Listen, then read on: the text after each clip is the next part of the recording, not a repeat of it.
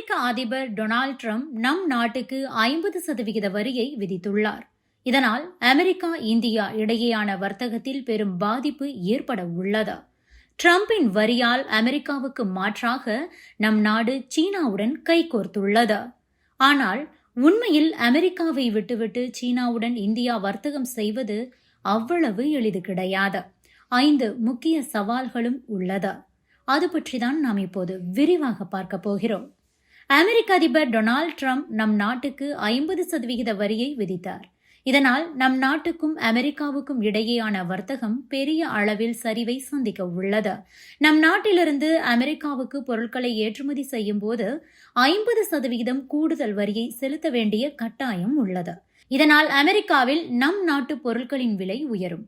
இதனால் நம் நாட்டு பொருட்களுக்கு பதில் பிற நாடுகளின் பொருட்களை அமெரிக்கர்கள் வாங்கி பயன்படுத்துவார்கள். இதனால் நம் நாட்டின் தொழில் நிறுவனங்கள் பெரும் பாதிப்பை சந்திக்கும்.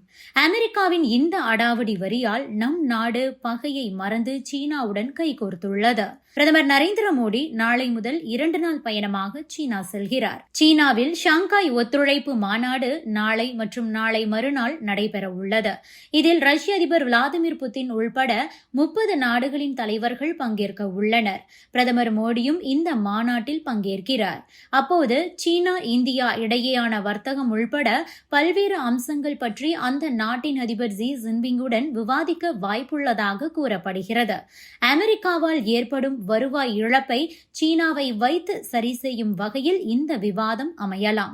இந்த நிலையில்தான் அமெரிக்காவை ஒப்பிடும்போது சீனாவுடன் இந்தியா வர்த்தகம் செய்வதில் பல்வேறு சவால்கள் உருவாகும். சீனாவுடன் வர்த்தகம் செய்யும் போது இந்தியா எதிர்கொள்ளும் சவால்கள் குறித்த விவரங்களை நாம் இப்போது பார்க்கலாம்.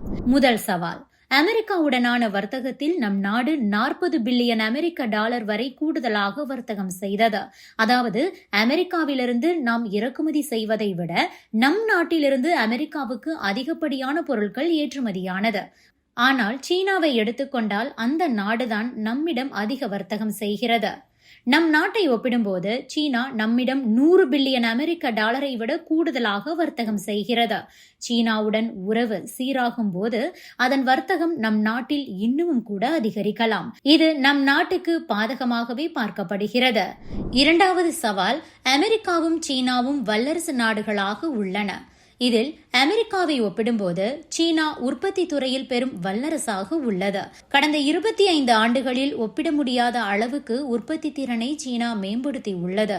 இதனால் உலக அளவிலான ஏற்றுமதியில் சீனா முன்னிலையில் உள்ளது. இது நம் நாட்டுக்கு பெரும் சவாலாக பார்க்கப்படுகிறது. 2019-2020 ஆண்டு முதல் இந்தியாவின் உற்பத்தி ஆண்டுக்கு 4% என்ற அளவில் மட்டுமே வளர்ந்துள்ளது. விவசாய உற்பத்தி 4.7% என்ற அளவில் இருக்கிறது. ஆனால் சீனாவை எடுத்துக்கொண்டால் உற்பத்தி திறனில் பல மடங்கு முன்னணியில் உள்ளது. இதனால் சீனாவின் தொழில்துறையை எதிர்கொள்வது என்பது நம் நாட்டுக்கு சிரமத்தை கொடுக்கும். மூன்றாவது சவால், அமெரிக்காவை பொறுத்தவரை சீனாதான் முதல் எதிரி. இதனால் சீனா மீது எப்போது வேண்டுமானாலும் அமெரிக்கா பொருளாதார தடைகளை விதிக்கலாம். அதேபோல தனது நட்பு நாடுகளையும் சீனா மீது பொருளாதார தடைகளை விதிக்க உத்தரவிடலாம். அது மட்டுமின்றி சீனாவுடன் உறவு கொண்டாடும் நாடுகள் மீதும் பொருளாதார தடைகளை ட்ரம்ப் விதிக்கலாம். இது நடக்கும் பட்சத்தில் இந்தியாவுக்கு எதிராக பல தடைகள் வரலாம். இது நம் நாட்டுக்கு கூடுதல் பிரச்சனை ஆகலாம். சீனா ஏற்கனவே பண வாட்டத்தை எதிர்த்து போராடி வருகிறது.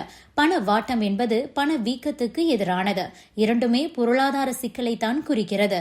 ஒரு நாட்டில் பண வீக்கம் அதிகரிக்கும் போது பொருட்களின் விலைகள் அதிகமாகும். அதுவே பணவாட்டம் ஏற்பட்டால் பொருட்களின் விலை சரியும். இப்படியான சூழலில்தான் நம் நாட்டிலிருந்து சீனாவுக்கு பொருட்கள் செல்லும் போது அதன் விலை குறைவாகத்தான் இருக்கும். இதனால் அதிகப்படியான லாபம் கிடைக்காது. அதே வேளையில் சீனா நம் நாட்டை சந்தையாக பயன்படுத்தி அதிகப்படியான லாபத்தை பெறலாம். இது உள்நாட்டிலும் நம் நாட்டின் உற்பத்தி சார்ந்த தொழில்களையும் பாதிக்கக்கூடும். ஐந்தாவது சவால், கடந்த 30 முதல் 40 ஆண்டுகளை எடுத்துக்கொண்டால் இந்தியா சீனா பொருளாதாரங்கள் வெவ்வேறு வழிகளில் பயணித்து வருகின்றன. தங்கள் நாடுகளின் பொருளாதாரத்தை சிறப்பாக வைக்க 2 நாடுகளும் வெவ்வேறு வழிமுறைகளை பின்பற்றி வருகின்றன. சந்தை பொருளாதாரத்தில் இந்தியா தனியார் முதலீட்டை கொண்டு வர துடிக்கிறது. ஆனால் சீனா அதனை எப்போது முடிவுக்கு கொண்டு வருவது என்று காத்திருக்கிறது. அது மட்டுமின்றி நமது பரம எதிரியான பாகிஸ்தானின் நட்பு நாடாக சீனா உள்ளது. பாகிஸ்தானுக்கான ராணுவ தளவாடங்களை சீனாதான் வழங்கி வருகிறது. இதனால் புவி சார்ந்த அரசியல் உள்ளிட்ட விவகாரங்களில் இந்தியா சீனா இடையிலான உறவில் எப்போது வேண்டுமானாலும் குழப்பம் வரலாம்.